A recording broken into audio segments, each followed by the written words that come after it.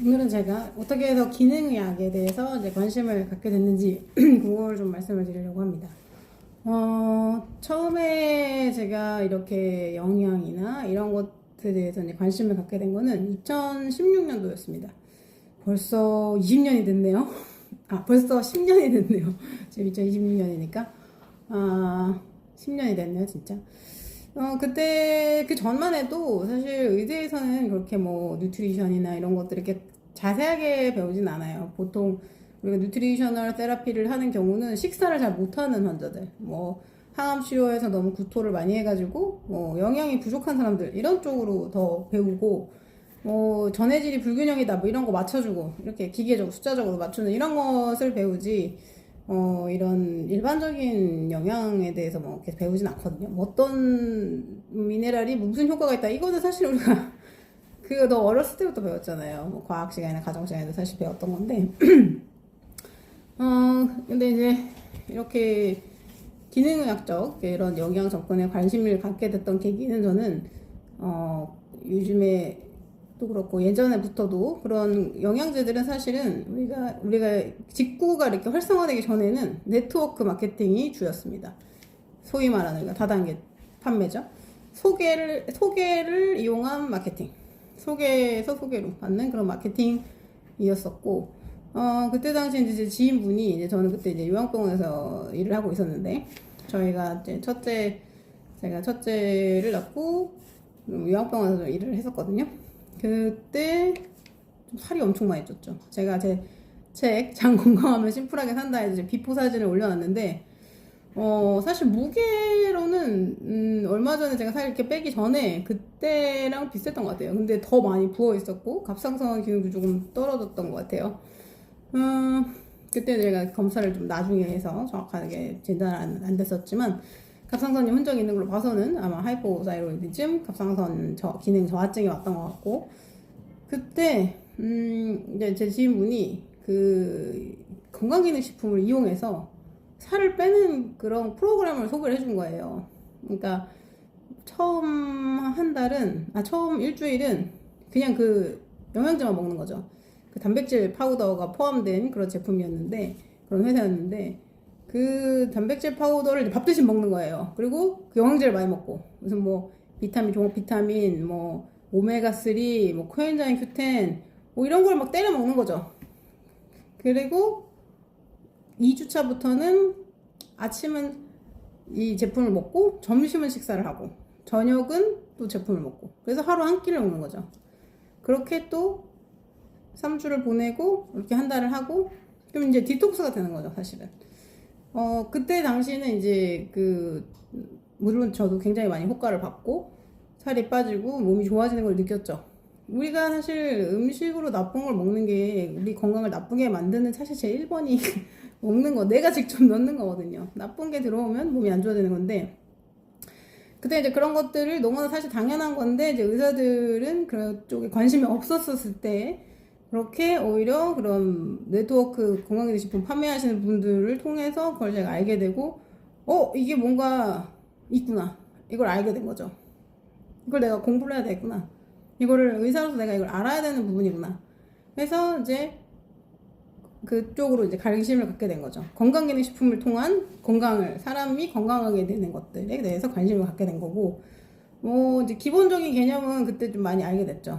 뭐 식이섬유라든지 뭐 유산균 뭐 이런 것들 가장 기본적인 건데, 이제 그리고 그때 당시에 이제 많이 권장 도서가 클린이라는 책이었어요.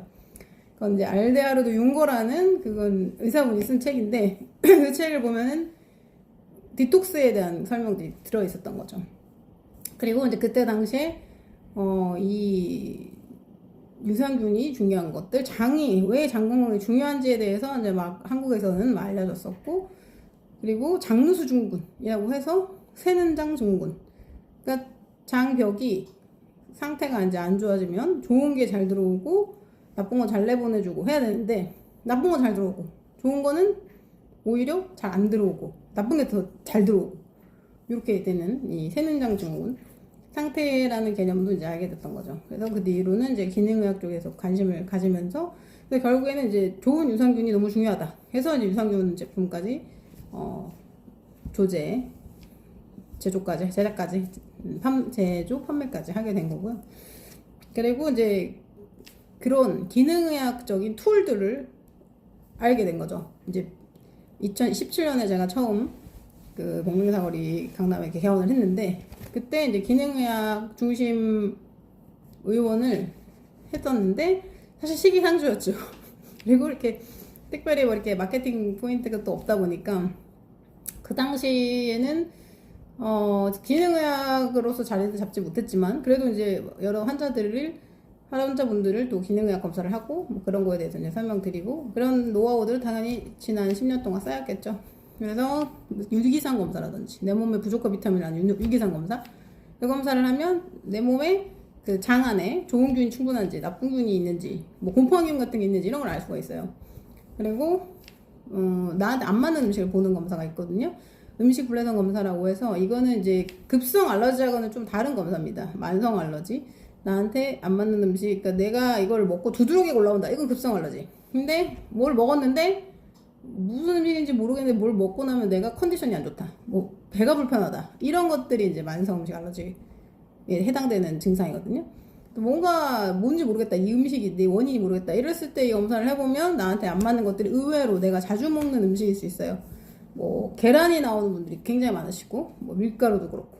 그래서 이거 제가 자주 먹는 거예요. 뭐 우리가 흔히 하는 몸에 좋은 것들, 그런 것도 안 맞는 경우들이 있으세요. 그런 경우는 이제 얼마나 안 맞는지 그레이드에 따라서 피해야 되는 기간이 달라지는데, 또 안 먹다 버릇하면, 또 안 먹고 나면 또 좋아질 수가 있어요.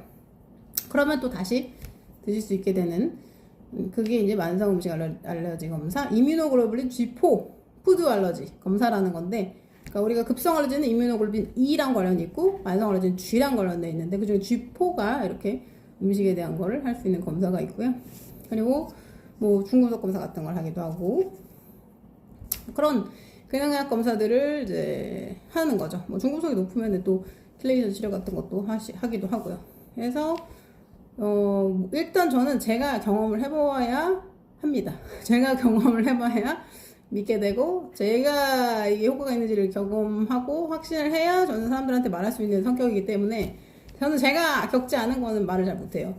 그래서 이제 제가 이런 영양이 중요하고, 우리 생활 습관 뭐 이런 것들에 대해서 물을 많이 마셔야 되고, 뭐 이런 것들에 대해서 말씀을 드리는 거죠. 저는 이제 제가 먼저 테스트를 해보기 때문에 이제 효과 있는 것들을 이제 말씀을 드립니다.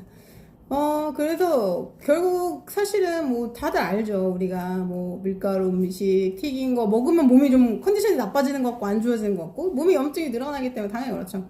그리고 잘 붓고, 그런 걸 안 먹으면 또 몸이 가벼워진 느낌이 나고. 근데 이거를 이제 우리가 매일 지속하는 게 뭐 그게 쉽지 않기 때문에 어렵지만, 만약에 이렇게 나쁜 거를 넣는 거를 멈추지 못하면 이제 좋은 거라도 잘 넣어줘야 되는 거죠. 비타민, 뭐 그런 건강기능식품, 단백질 보충, 오메가3, 뭐 코엔자임 Q10 이런 것들을 잘 보충을 해서 내 몸에 필요한 그런 영양 성분들을 보충 유지해 주는 것이 건강에 중요하다고 볼 수가 있습니다.